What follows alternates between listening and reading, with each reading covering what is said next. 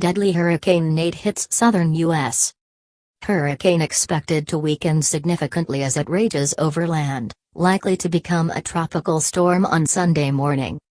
Hurricane Nate moved rapidly towards the northwest through the central Gulf of Mexico, NASA/EPA.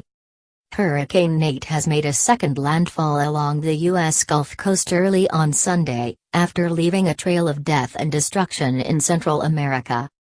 Around 1:30 a.m. 5:30 GMT, the U.S. National Hurricane Center said the storm struck about 8 kilometers west of Biloxi, Mississippi, where storm surges caused seawater to rise dramatically.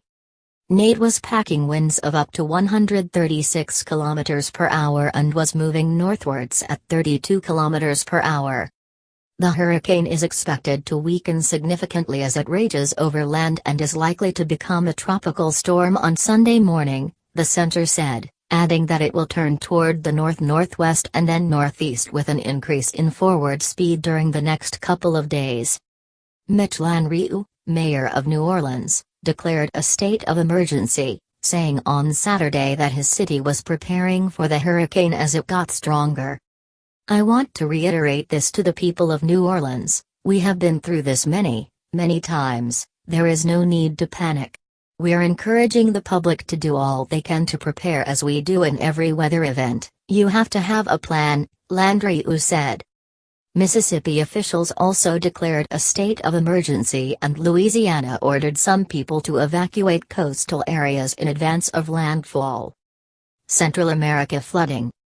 In Nicaragua, Nate's arrival followed 2 weeks of near-constant rain that had left the ground saturated and rivers swollen. Authorities placed the whole country on alert and warned of flooding and landslides.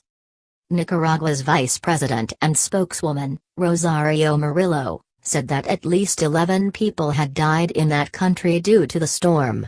Earlier Thursday, she had said 15 people had died before later revising to say some of those were still counted as missing.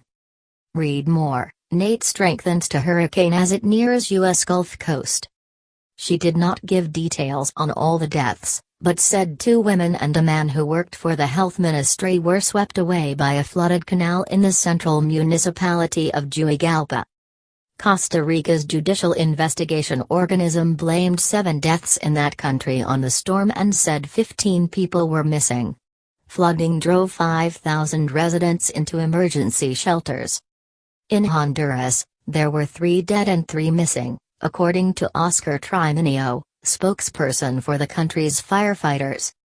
Damage caused by the storm prompted Costa Rican officials to postpone a World Cup qualifying football match between that country and Honduras, which had been scheduled for Friday night.